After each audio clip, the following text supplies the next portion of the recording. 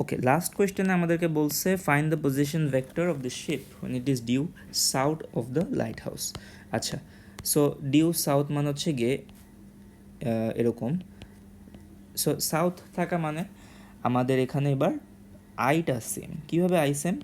যদি আমরা এখানে একটা ইউনিট গ্রাফের মতো ড্র করি তাহলে এই জায়গায় দেখা যাবে যে ডিউ সাউথ বলতে বোঝাচ্ছে যে এটা নেগেটিভ জে অ্যাক্সিসে আছে, এবং নেগেটিভ জে অ্যাক্সিসে থাকা মানে হচ্ছে ওদের আইগুলা কিন্তু সেম। জেগুলা ডিফারেন্ট হতে পারে বাট আইগুলা কিন্তু সেম, মানে আই কম্পোনেন্টগুলো এবার ইকুয়াল করে ফেলতে হবে। তাহলে আমার আই কম্পোনেন্ট ছিল হচ্ছে 10t-2 is equals to a. So 10t-2 is equals to a, আর 10 ইন্টু টি মাইনাস টু এখানে আমার চাইছে হচ্ছে position vector. Alright, so 10t-2 is equals to এর ভ্যালু কিন্তু আমি জানি 19।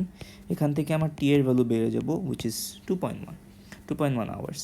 সো পজিশন ভেক্টর কারটা চাইছে, শিপেরটা চাইছে। তাহলে শিপের পজিশন ভেক্টর বের করি, 10-5 ইন্টু 2.1 প্লাস 9-5 ইন্টু 2.1।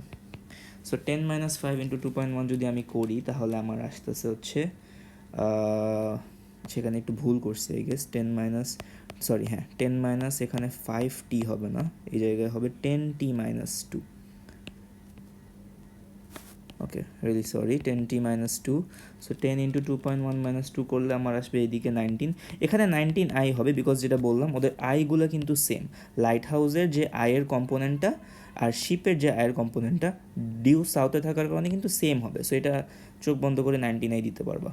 আর 9-5 ইন্টু 2.1 করলে ওদের জেগুলো ডিফারেন্ট হবে, এটা হবে কি -1.5 জে।